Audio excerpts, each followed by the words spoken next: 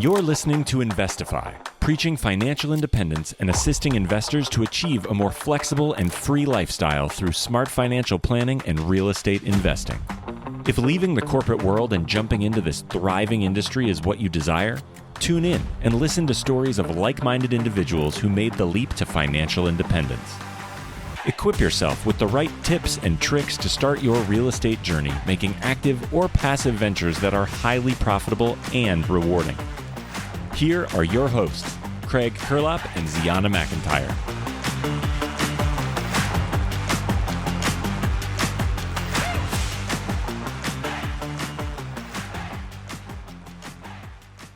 What's going on, everyone? You are listening to Investify. My name is Craig Curelop, aka the Fi Guy, and I'm here in person with Z Money. What's up, Z? Whoa, I feel like I'm at a UFC fight or something. Yeah. We just we walked in. Yeah, I saw you doing your little boxing thing as you came in. Boom. You said you're gonna hurt me from behind or something earlier in the show, right? From behind, that really doesn't sound great. Yeah. No, Grace, I would end you. It would end me. Let's be specific. That would be a knockout punch in a UFC fight, I would say. But Z, what's going on in your life? I feel like it's been a minute. Well, gosh, what's going on in my life? Actually, Craig just got married, and I want to hear about that. Can you tell us some little highlights? Yeah, so we had 2 days yesterday? 3 days ago from this recording on Sunday. Last Sunday we got married, and it was really fun. We rented a dope Airbnb up in the mountains, had a beautiful view. It was a pretty small wedding, but had some of our closest friends and family there to celebrate for the weekend, and it was a super fun time. Yay, and inquiring minds want to know, since you are the Fi Guy, how much did you spend on it? Gotta tell us. Actually, we were super fortunate that we're fairly traditional, and my bride's parents paid for pretty much all of it. So Lucky duck. we were very fortunate, and I'm internally grateful for them because we were able to have the wedding of our dreams that way. Otherwise, we probably would have done something a lot cheaper. So You're not getting away with not saying it. Just say it. I think it was between 40 and 50,000 for the wedding. Yeah, it's a lot. I'm gonna try to undercut that. Yeah, when I definitely. Get married. Please spend less. Great. But yeah, it was mainly just the place was super expensive because it was so beautiful, and that's what we wanted. So I love it. yeah. So speaking of getting married, this guy has a wife with 6 kids, and does he have more income streams than kids? Yes. He's got more 11. I think he said 13. Maybe. I wrote down 11. Well, I'm right because I know it's 13. Okay. But so this guy, Chris Craddock, he's an amazing guy. Started real estate in 2003 and really just shared his whole story of how he got started in real estate as an investor, how he developed being a real estate agent, and then started streams of income off of that. So without further ado, let's bring on Chris. Hey everyone, big news. Investify has now partnered with Rent Ready. And yes, we've partnered with Rent Ready because that is the software system that both me and Zeona use to do property management for our rental properties. It makes things super easy. We can send applications, get background checks and credit checks. Tenants, when they come in, can pay rent automatically through there. They can submit maintenance requests, do everything you need to do for property management all in one place. That's why Rent Ready is the thing that we've done. I've been using them for years now. And that's why we reached out to them for a relationship on the show. And so again, super excited to have them on board. If you go to rentready.com and use the code Investify, you'll get 50% off your first 6 months. That's right. 50% off your first 6 months. If you go to rentready.com, sign up and use the coupon code INVEST2FI. And can't wait to see you there. Let us know, hit us up on Instagram, hit us up on wherever, and let us know what you think of Rent Ready. Because again, I think it's an amazing software. I use it all the time. You can access it from your phone. Amazing stuff. So thanks so much. And let's get back to the episode. Chris Craddock, welcome to the show, my friend. How you doing today? I am great. Thanks for having me here, brother. Yeah, thanks so much for coming on the show. We are super excited to interview you, and let's just get right into it, man. Where did you first hear about financial independence?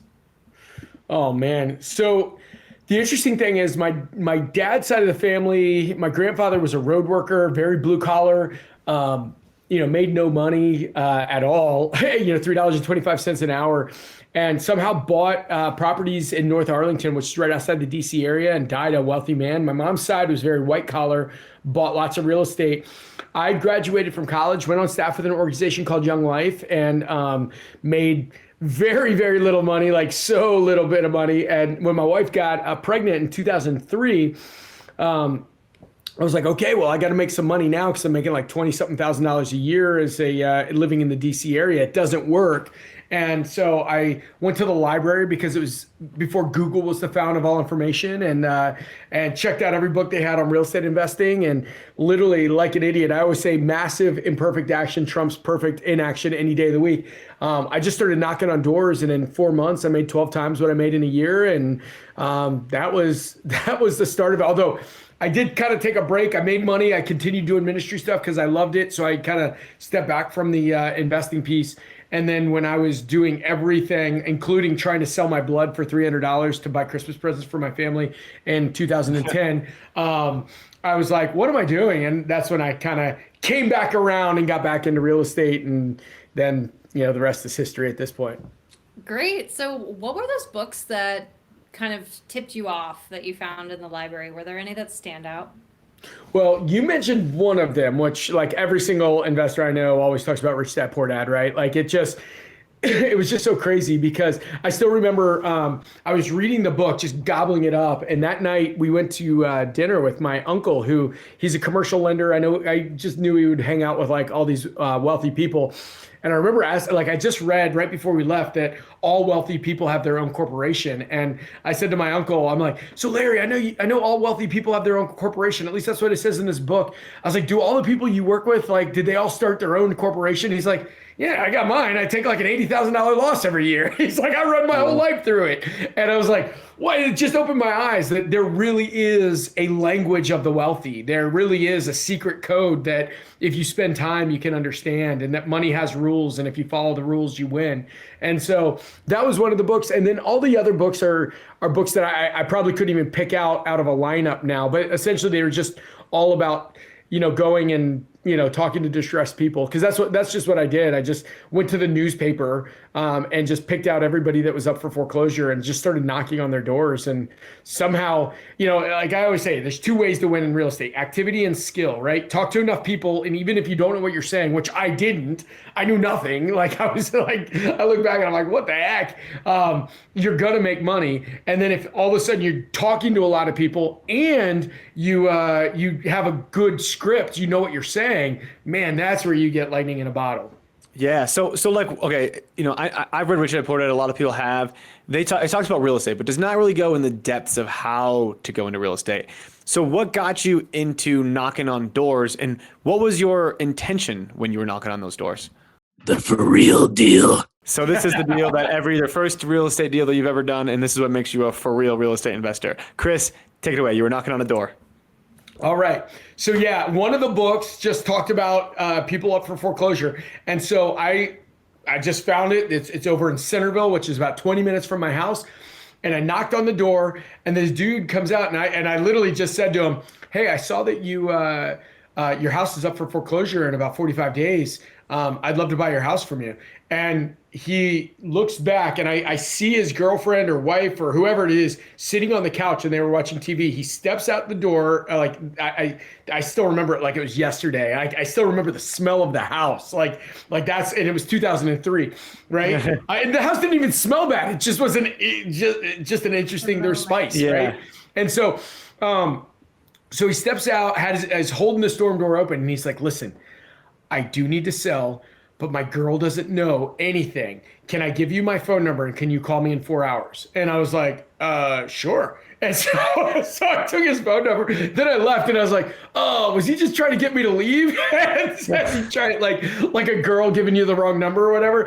And but then I went home, and 4 hours later I called him, and he's like, yeah, I need to sell. Here's my situation, yada, yada. And so at the time, with a contract, you could stop the foreclosure, but I didn't know that. I didn't have a contract. I didn't know what I was doing. I didn't know anything. I just knew that if I found a deal, that I could figure it out. And that's one of the things I teach people now is like I've got an iPhone right here. If I told somebody, hey, I'd sell it for $100, like anybody in their right mind would buy it for $100 because they could resell it for, $1,000 on eBay tomorrow or Amazon.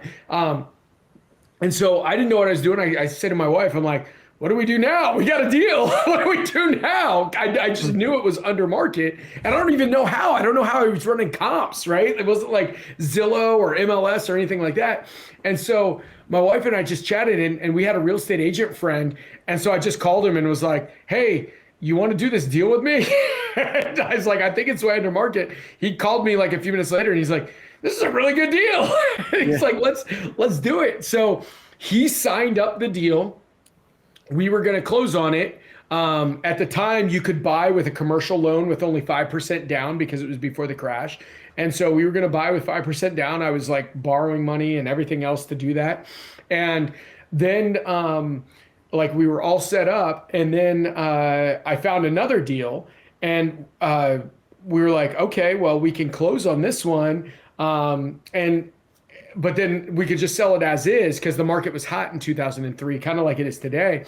And so I didn't know it was called a wholesale, but my first deal was a wholesale. We just bought it, cleaned it up a little bit, just sent cleaners through it, put it back on the market, made something like $35,000 on that deal, and then moved right into the next deal. And that was kind of the start of it. Like I literally didn't know what I was doing. I didn't know partnering with this real estate agent was called a JV or a joint venture. I didn't know anything. I just kind of happened into it, but it just happened. Great. Well, I want to highlight something that you said earlier. I think that so much money in real estate is made, whether you're an investor or an agent, by solving problems, right? So I just love that you were saying like, hey, I'm just going to talk to these people. I don't even know what I'm doing, but maybe I can just make a relationship and I can figure out what their problem is and try to help them, right? I love that. I do a ton of sales training, and all the sales training I do, I'm always like, you're a doctor, right? Everybody that is moving, everybody that has anything going on has some sort of pain. Even if somebody's just selling their house to move into their next house, right? They've got pain. The house is starting to get too small for them, and you think, oh no, they're just moving to their dream house.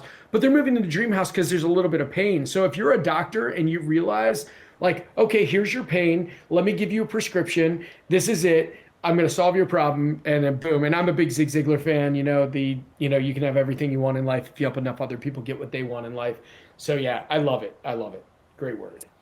I want to say one more thing. So I was talking to someone today and he was like, how do you know about so many off-market properties? And it's just like a magical skill I have. And literally it's just that I ask. I just talk to a lot of people, and it's just kind of what you're saying. You're like, I was just going to go out and I was just going to talk to people. Right. And sometimes it's just that easy. Yeah, it gets better. It gets more refined if you have that perfect script over time. But sometimes it's just like you learn from doing it and ask for what you need, and you might just get it. So I think that is just a great way that you started. Very scrappy. Yeah. And so I want to get back real quick to that first deal, because you said that was the second deal that you sold for $35K, right? Because you got a second one? No, that was the first one. Oh, that was the first one. Okay. So I got a second one. Yeah, so I got a second one, so I just needed to offload it. So it turned into a wholesale, even though I didn't know what a wholesale was. We just didn't fix anything up. I see. Just put it back on the market. So you quickly got rid of that because you needed the cash from that property to then buy the second property, which was the 5% down?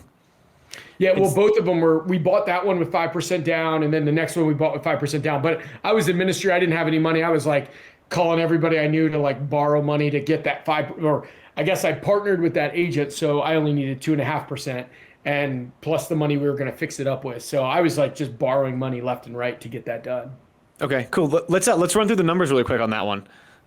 So sure. What did it was 2003, so yeah. So I'll do the best I can. Yeah. But so do you remember what you bought it for? So we bought it for, again, it's so funny that I can even say this in the DC area. It was just over 100,000. It was like almost 20 years ago. So I don't remember exactly exactly all the numbers. It was just over 100,000. I sold it on the market. You know, we paid agent fees, we paid closing costs, both sides. I do know that we put in just like it was less than $500 sending a cleaner there and like a junk remover there to just clean it up for a typical wholesale, and which I didn't know was a wholesale. And then we just put it back on the market, paid the buyer's agent and the listing agent. You know, we didn't pay any listing fees, and that's where it was. And I think it was like right around 33,000. So 35 was an exaggeration. I think it was like right around 33 was that first deal.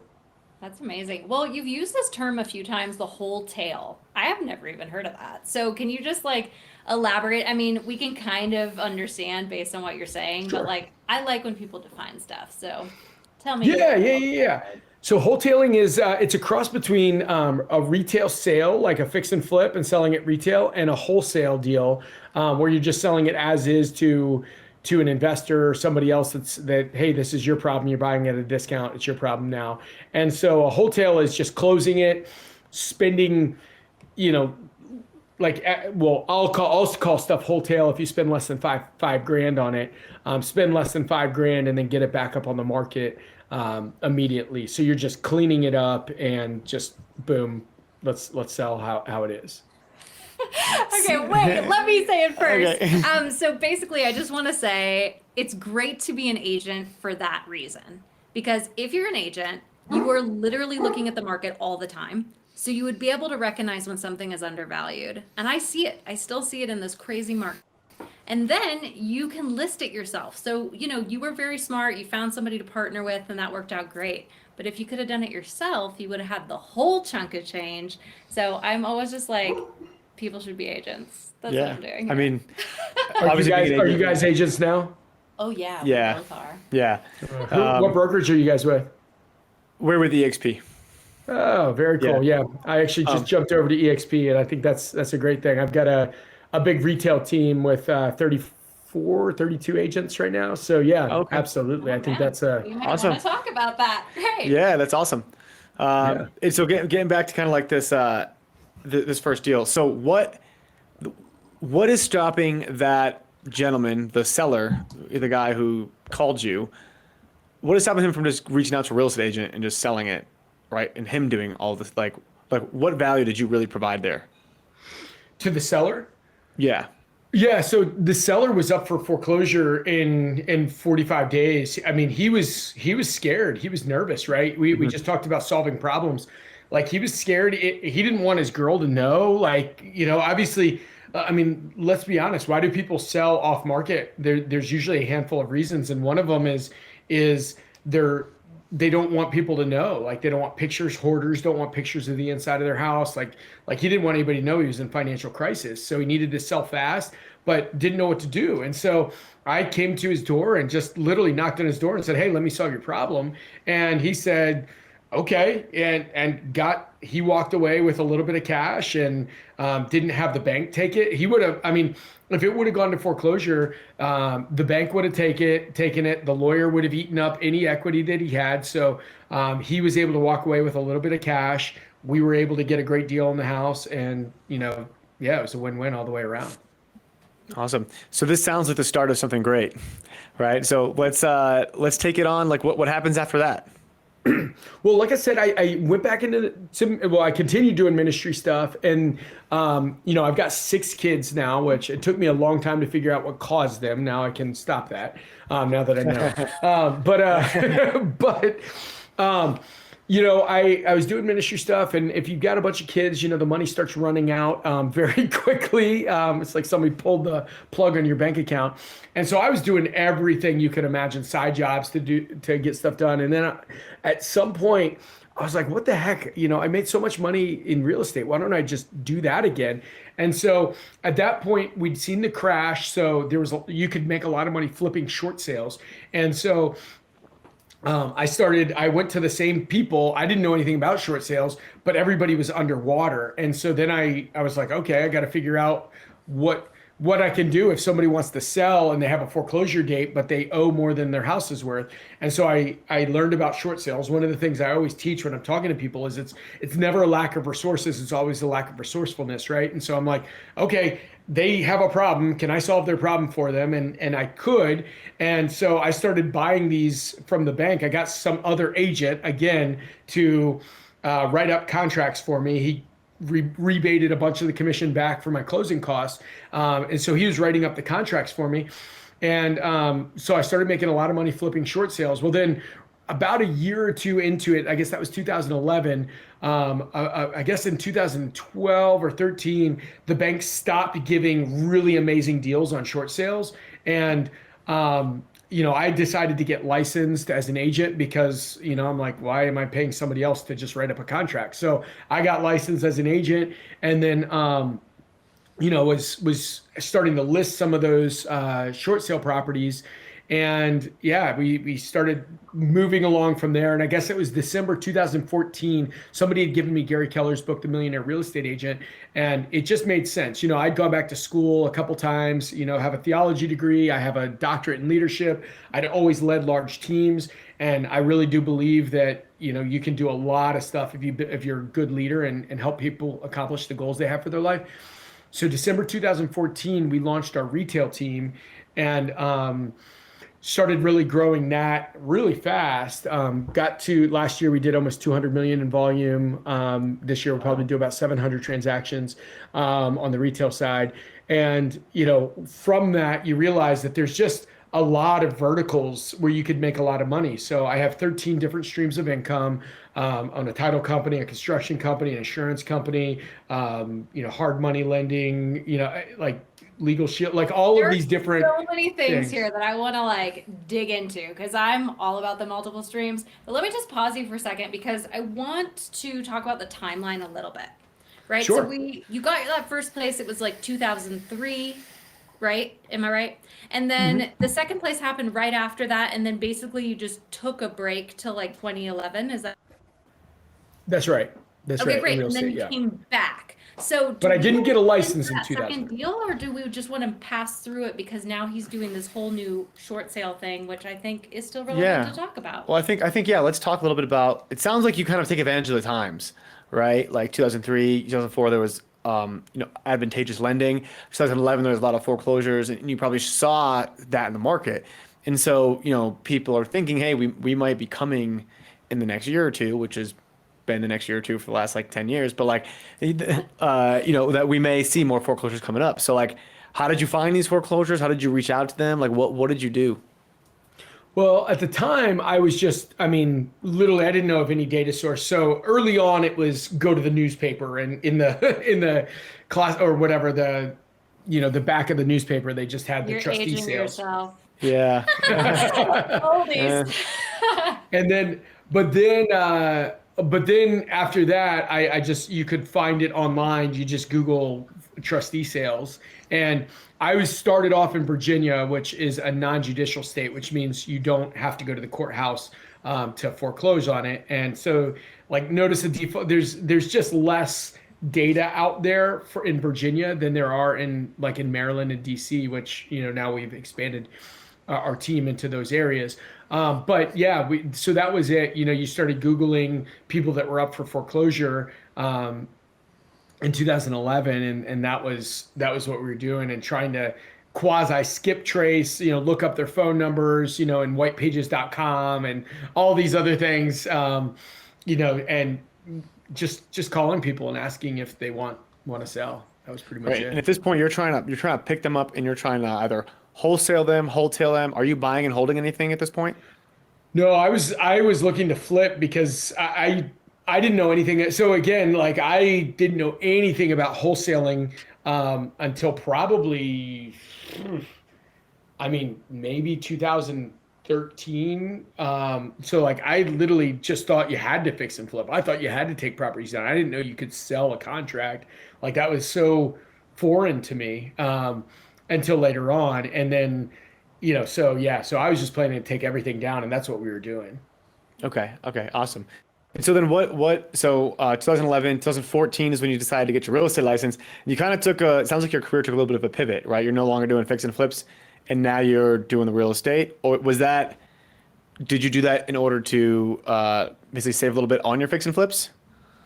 Well, I got licensed a while back, but it was when I read Gary Keller's Millionaire Real Estate Agent that I really understood there's a lot of money in this. And plus, the reality is, I mean, I had a really rough go with we started making a lot of money in the investment side, and then I just bought up a ton of deals and more than we could close up. And, I ended up almost losing everything because I had $10 million worth of properties that we couldn't offload them fast enough because I live in the DC area. So we were doing a lot of condo conversions, which takes a long time to get done.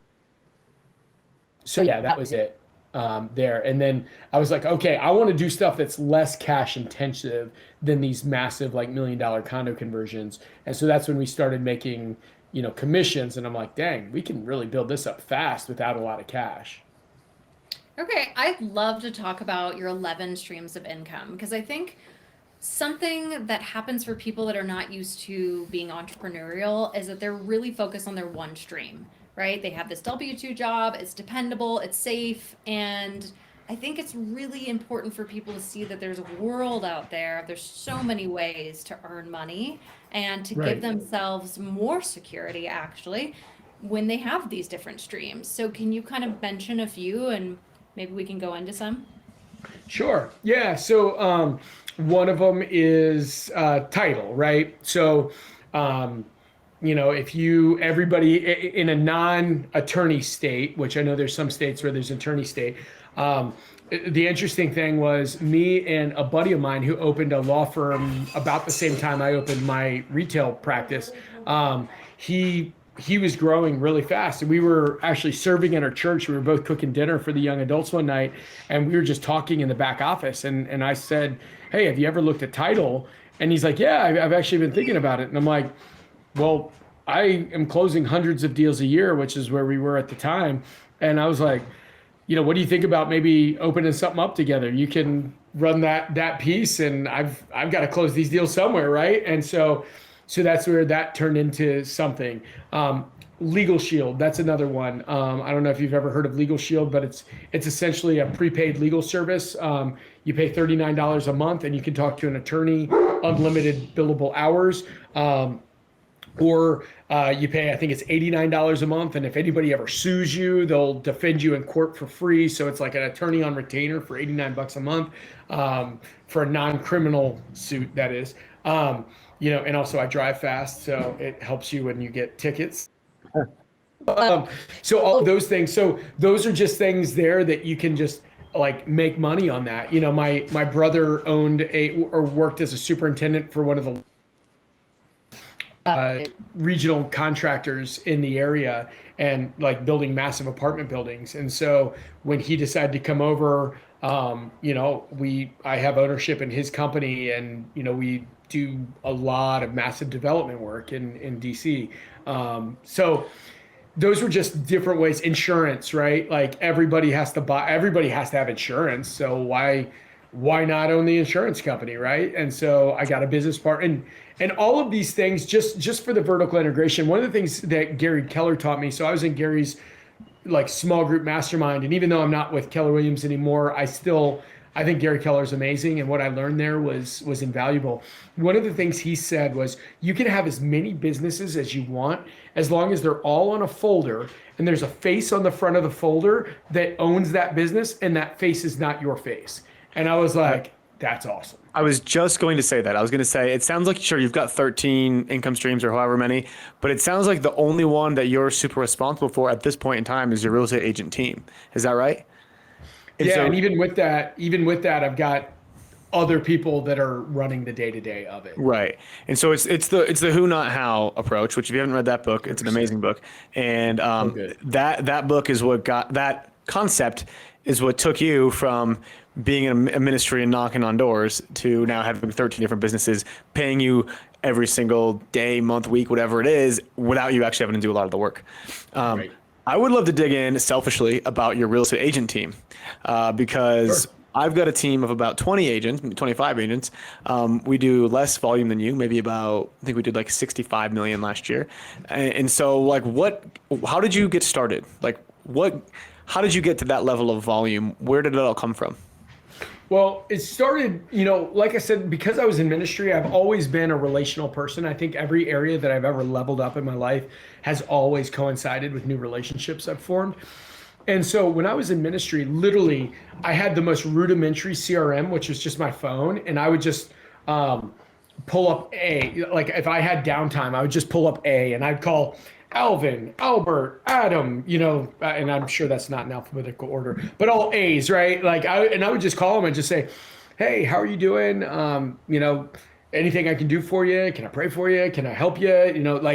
I just would call and ask what I could do for them. And that was just what I did. And so then I got into real estate and everybody said, oh, build it on your sphere of influence. It's the cheapest marketing ever. They already know, like, and trust you. And so I was like, okay.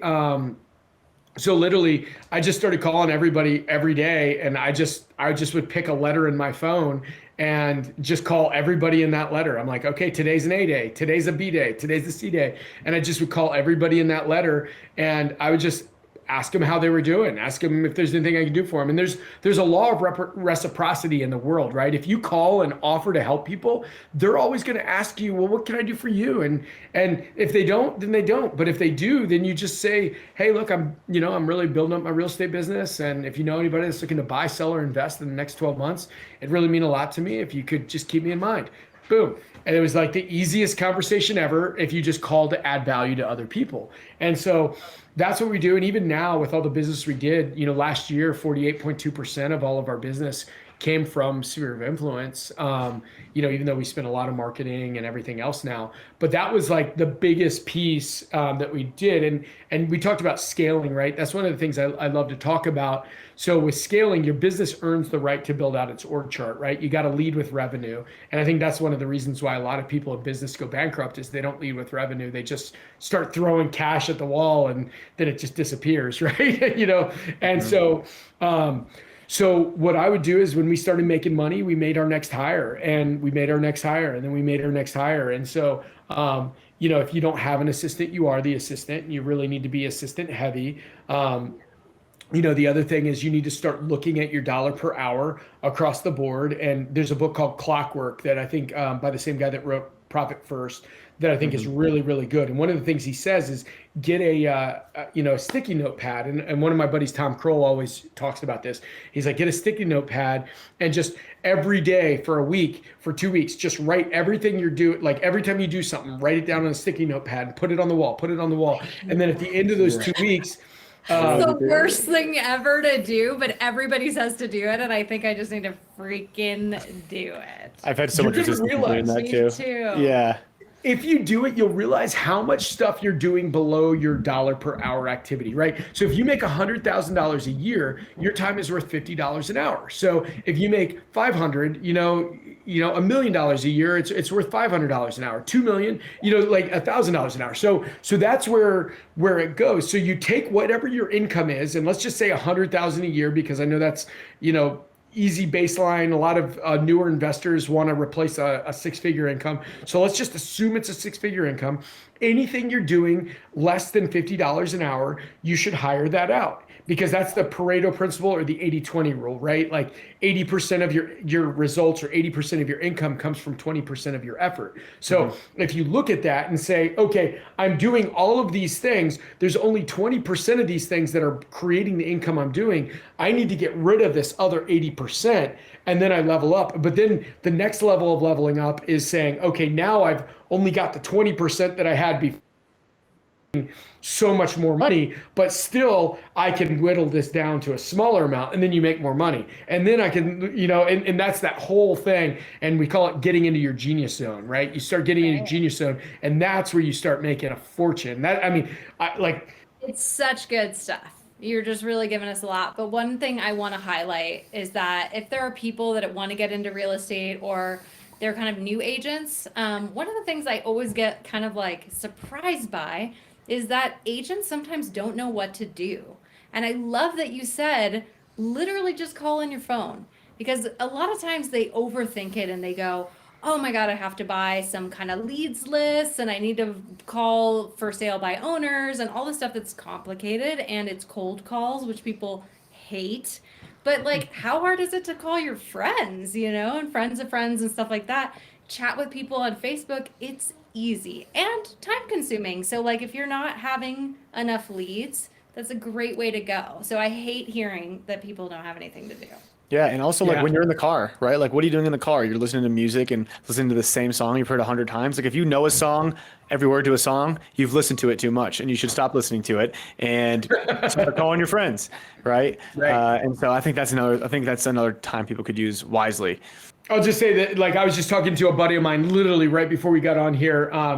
He runs a program called TTP, a guy named Brent Daniels, and like literally that it's just hilarious to me because that's his whole program is literally just go talk to people, right? Like, who cares what you're like? I mean, you care what you're saying, but just talk to people, talk to more people, talk to more people. And I love it because it's so on the nose, right? Just go talk to people. That's it. You want to win? Talk to people. The best salesman in the world is going to be outperformed by the worst salesman in the world. If the worst salesman in the world talks to 1,000 people every day and the best salesman in the world talks to 5 every day, like that's just it. It's activity and skill every day of the week.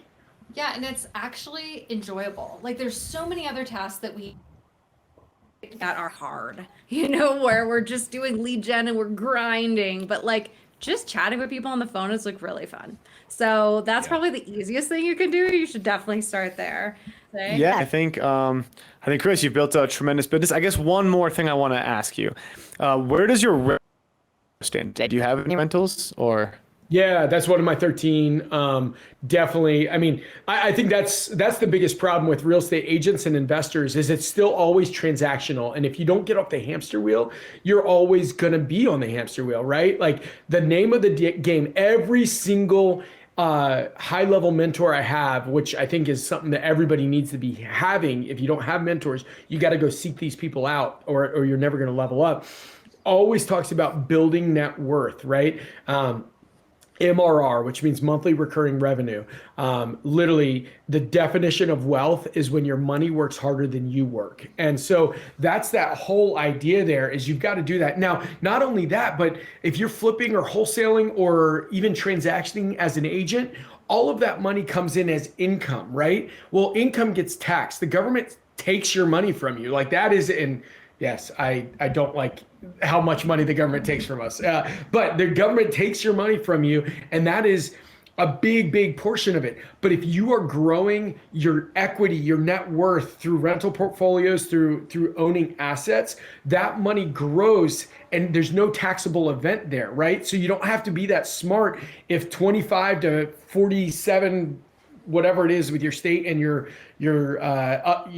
government tax doesn't get taken out, all of a sudden you don't have to be that smart to make more money, because if you grow equity $100,000 that then you refi and take that money out, that's not taxable income. As long as you're using it correctly, it's not taxable income. If you make $100,000 on a flip, you're going to lose a big portion of that to the government in taxes.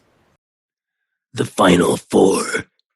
All right, so we started your journey on reading. So I'm wondering what you're reading right now. Ooh, what am I reading right now? Hold on, let me pull up my Audible. Reading Persuasion by Robert Cialdini. I just finished this book called Influence, which is probably one of the top 3 books that I've read in the last 5 years. And so I'm like, man, I'm going to stick to this guy. Like, it is good, really good. I mean, probably one of my favorite books is How to Win Friends and Influence People. And Influence was probably the only book that I think gives it a run for its money. Good. Love it. Awesome. I'm glad that D's writing that down. If you don't have assistant, you are the assistant, right, Z? Whatever. I'll end you. You will end me. Chris, what is the best piece of advice you've ever received? Get in a relationship with high level people, level up your relationships. 100%. Love that. Me 100% too. love it. Okay, question number 3, and I have a feeling I know, but what is your why? well, it's got to be, and we're always fighting to keep priorities right. God, family, business needs to be the priorities, but we're always fighting that, because it goes around. But that's what it needs to be. Yeah, I understand. And like, what keeps you going with the 13 streams? Because it's a lot of busyness. And obviously, I'm assuming that you're making plenty at this point and could just do 2 streams, 1 stream. So, Yeah. is there something deeper there that makes you keep going? I enjoy creating. I boiled down my 4 genius zones, or my genius zones to four areas a few years ago, and and I try to get, just like that sticky note thing, I try to get everything that's not in those 4 genius zones out. Um, and yeah, I like creating stuff. I like creating businesses. I like growing businesses and scaling business. Like it's fun for me. Yeah, I think that's there's a sense of fulfillment in in going to work every day, I think, and like building something like you said, right? So sure, if you wanted to quit tomorrow, I'm sure that you could, right? And I think there's a lot of freedom in that. But the best thing about financial independence is that you are in control of your time and what you do. And if that is growing businesses, so be it. But again, if tomorrow, God forbid, something happens, you could let all that go. And if God or family comes before your businesses, right? If something happens in those 2 things, you can ditch your business and make sure your priorities are aligned. So I love that you said that. Yeah. Yeah. No, absolutely. And the other piece too is it's fun, like legacy is fun as well. One of the things I tell everybody, just because, like, as I talked about relationships, that was kind of what helped me level up in my own life, is when I'd hear people on podcasts, when I would come across people that I liked their vibe, I would reach out to them. And so my Instagram handle, I still answer all of my DMs, and I tell everybody, even on this podcast, I tell everybody, if you reach out to me at Cradrock on Instagram, I'm going to answer it. Now I just cleared out my inbox that had a ton of messages in it that I was like probably about 14 days behind on. So I may not answer it right away, but I enjoy helping people win. And that's the other thing. If you're reaching out to people, like if you do what they tell you to do, they're going to want to, they'll stay in relationship with you. People like teachable and coachable people. But if somebody says, hey, do these things, and then you don't do them, they're not going to want to talk to you anymore. And so, I want to do that for other people too. And I really enjoy doing that. For sure. All right, Chris, last question. Would you rather fight 1 horse-sized duck or 100 duck-sized horses? 1 horse-sized duck or 100. I mean, I think I'd rather go one-on-one. It's a big thing, though. Yeah, I'll take one-on-one. Yeah, You look like a big guy, so that makes sense. Yeah, I've got 6 kids. I know how you can get overwhelmed by the minions. love it. All right, Chris, where can people find out more about you? Yeah, so a couple places, at Cradrock, not my last name, but a old cheesy high school nickname, CRADDROCK on Instagram. Official Chris Craddock official on TikTok. I have a podcast. I know the average podcast listener listens to 7 podcasts, so keep listening here. But I would love to be one of your other 7. It's called Uncommon Real Estate, and it's geared towards the agent investor. So feel free to check that out.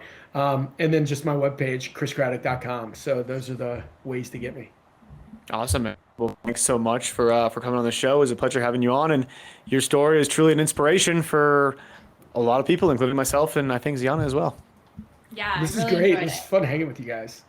Yeah, awesome, man. Well, thanks so much for coming on, and we'll be in touch and talk soon. And that was Chris Craddock. Z, what did you think of Chris? Okay, so my favorite line from that show was, it's not a lack of resources, it's a lack of resourcefulness. Man, I am going to put that in my, I have this thing called a conscious evolution workbook. Ooh, Oh, yeah. sounds very Bouldery. That's a great way to put it. But it's got my 25-year vision, which you never told us what your vision's going to be. I'm going to bring us back to that one day. But in it, you can have all kinds of inspiring stuff that you look at. And How often do you look at that? I'm going to print it out and look at it every day. That's the plan. All right, you better. I better. You better. Anyway, well, I thought it was a great show. I was really excited about his excitement. And I feel like I learned a ton. Yeah. I took a lot of notes. I felt as though that we could have kept Chris on for hours. Yes. And because he not only was a real estate investor, which we kind of glanced upon, but a very experienced real estate agent and a lender and an insurance guy. And so he was able to double dip on a lot of his clients, right? So as you guys start, That also sounds bad. it maybe sounds bad, but that's just how business works, right? Dirty. But it's not, but he's providing value, right? And so, Yes. and there's value in synergy to going with one company for all services. And so as you all start to scale whatever business you're running, right, you should think about, hey, how can you serve your clients in more than one way? Because that's, just as good those are the easiest people to sell, the people that you've already built up trust and reputation with. So I think that's a pretty big lesson to take from this episode as well. Yes, especially if you're solving problems, because your clients are naturally going to need insurance and they're naturally going to need a loan. They'll need some other things. And so why can't you just offer those all to them? Yep. Yeah. Boom, boom, boom. Bam. All right. Hey guys, if you really like listening to this show, please leave us a 5-star rating and review on Apple iTunes. It super helps us get this message out to everybody. If you like the episode, share it with your friends, with your family, with your spouse, whoever. We just appreciate getting the word out there and love watching this thing grow. So Z, anything you got to say before we head out today? If you guys want to see anyone on the show, let us know. We're always looking for exciting, interesting guests and stories.